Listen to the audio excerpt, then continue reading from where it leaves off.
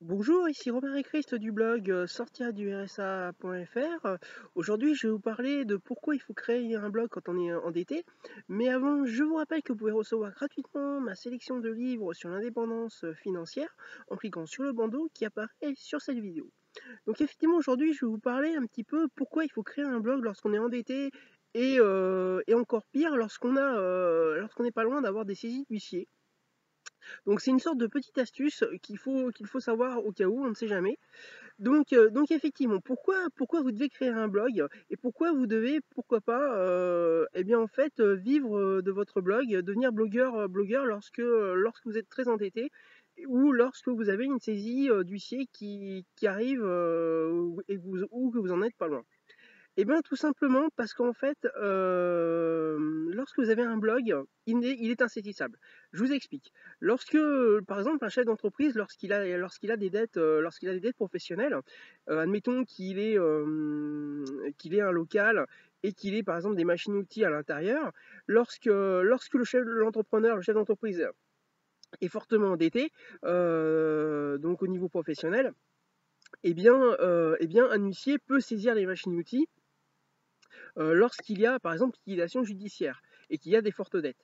Mais par contre, lorsque vous êtes blogueur, ce n'est pas la même chose. Tout simplement, imaginons que vous êtes blogueur et que vous gagnez 1000 € par mois, par exemple, et que vous êtes fortement endetté et que vous n'êtes pas loin d'avoir des saisies par un huissier.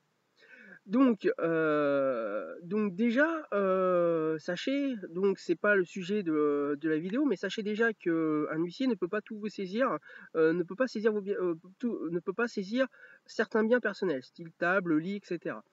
Mais effectivement, il faut savoir aussi que lorsque par exemple vous êtes bloqueur, un huissier ne peut pas vous saisir vos biens professionnels sur des dettes personnelles.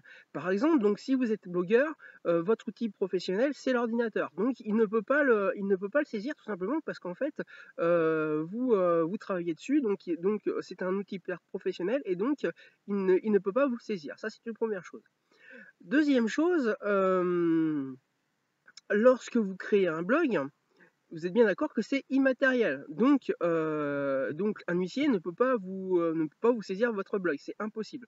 Donc ça veut dire que votre outil de travail votre deuxième outil de travail qui est votre blog ne peut pas être saisi. Ça c'est déjà une deuxième chose. Une troisième chose, admettons que vous gagnez des revenus avec votre blog, avec de la publicité ou par exemple des formations en ligne, eh bien, l'huissier ne peut pas vous saisir ni les formations en ligne, ni la publicité qui est dessus, puisque c'est immatériel, donc c'est impossible qu'il vous les saisisse.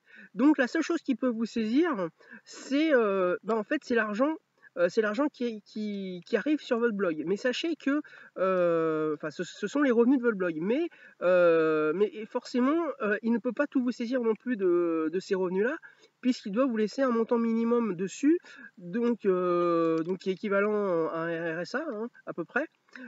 Donc effectivement, voilà où je veux en venir, c'est qu'effectivement, lorsque vous avez un blog, eh bien, vous pouvez continuer à travailler, même si on vous saisit une partie de vos revenus. Vous pouvez toujours, admettons que ce soit toujours 1000 € par mois qui arrivent sur votre compte, grâce aux revenus du blog, eh bien ces revenus-là ne peuvent que être en partie saisis et vous pouvez quand même continuer à travailler puisque votre ordinateur n'est pas saisissable, le blog n'est pas saisissable.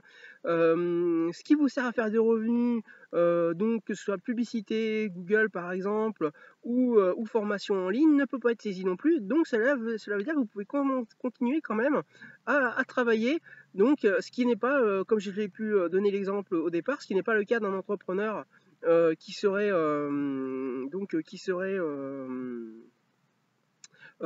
avec des machines, avec un local, etc., et ben forcément, ce serait beaucoup plus compliqué. Donc voilà, donc c'est pour ça qu'un blog peut être très très intéressant si effectivement vous êtes pas loin de la saisie ou avec des énormes dettes que vous avez du mal à rembourser.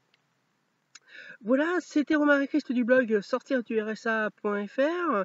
Je vous rappelle que vous pouvez recevoir gratuitement ma sélection de livres sur l'indépendance financière en cliquant sur le bandeau qui apparaît sur cette vidéo.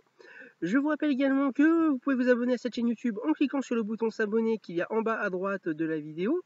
Et je vous rappelle également que j'ai besoin de votre retour. Donc si vous avez aimé cette vidéo, n'hésitez pas à cliquer sur le pouce levé qu'il y a en bas à droite de la vidéo et de la partager. Voilà, je vous dis à très bientôt.